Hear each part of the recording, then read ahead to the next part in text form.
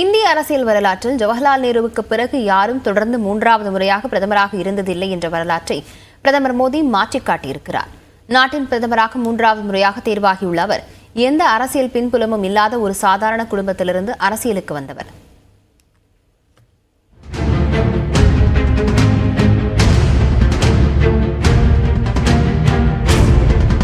அரசியல் பின்புலம் எதுவும் இல்லாத ஒரு சாதாரண ஏழை குடும்பத்தில் மகனாக பிறந்த மோடி இந்தியாவின் பிரதமர் பதவியை தொடர்ந்து மூன்றாவது முறையாக ஏற்கும் அரசியல் தலைவராக உருவெடுத்துள்ளார்.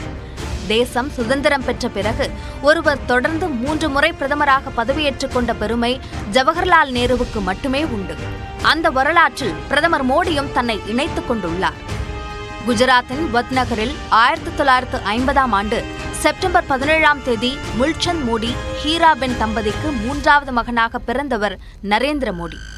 வத்நகர் ரயில் நிலையத்தில் தேநீர் விற்கும் சாதாரண நபராக இருந்த முல்சந்த் மோடிக்கு அவரது மகனான மோடி அவ்வப்போது தேநீரை ரயில்களுக்கு கொண்டு சென்று விற்க உதவியிருக்கிறார்.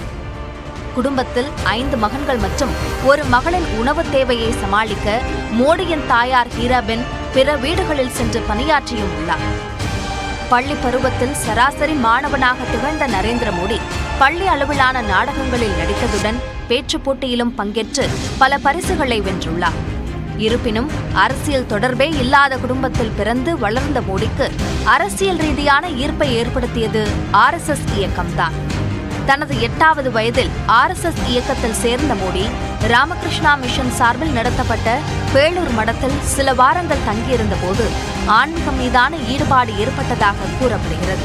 பின்னர் 1960களின் இறுதியில் RSSஇன் நிரந்தர உறுப்பினராக இணைந்த மோடியின் வீடாக மணிநகரில் உள்ள RSS அலுவலகம் மாறியது. ஊழல் அரசுக்கு எதிரான பரப்புரைகளில் தன்னை ஈடுபடுத்திக் கொண்ட மோடி 1975ஆம் ஆண்டு அவசர நிலை காலகட்டத்தில் தனது அடையாளத்தை மாற்றிக்கொண்டு சில காலம் வாழ்ந்தார்.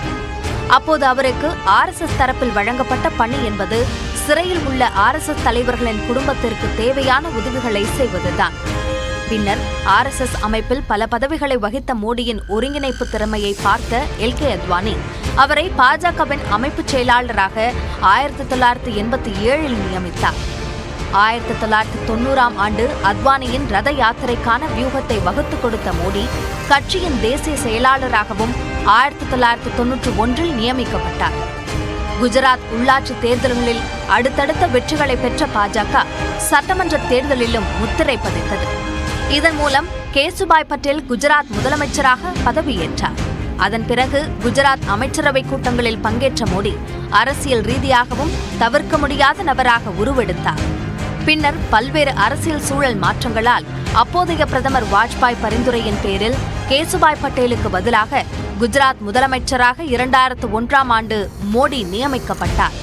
2002ஆம் ஆண்டு கோத்ரா கலவர சம்பவத்தில் வன்முறையாளர்கள் கட்டுப்படுத்தப்படவில்லை என்று மோடி மீது கடுமையான விமர்சனங்கள் எழுந்தன. சுதந்திர இந்தியாவில் மிக கொடூரமான வகுப்புவாத கலவரம் என்றும் இது வர்ணிக்கப்படுகிறது. அதன் தொடர்ச்சியாக 2007, 2012ஆம் ஆண்டுகளில் நடந்த குஜராத் சட்டமன்ற தேர்தல்களில் வெற்றி பெற்று மாநில முதலமைச்சராக பணியை தொடர்ந்த மோடி 2013ஆம் ஆண்டு செப்டம்பரில் பிரதமர் வேட்பாளராக பாரதிய ஜனதா தேசிய செயற்குழுவால் அறிவிக்கப்பட்டார். அப்போது முதல் இப்போது வரை பாஜகவிற்கு அடுத்த பிரதமர் வேட்பாளர் பற்றிய சிந்தனையே ஏற்படாத அளவிற்கு பிரதமர் நரேந்திர மோடி தனது அரசியல் ஆளுமையை வலிமையான தலைவர் என்ற உணர்வை கட்சித் தலைவர்கள் மனதில் பதிய வைத்துள்ளார்.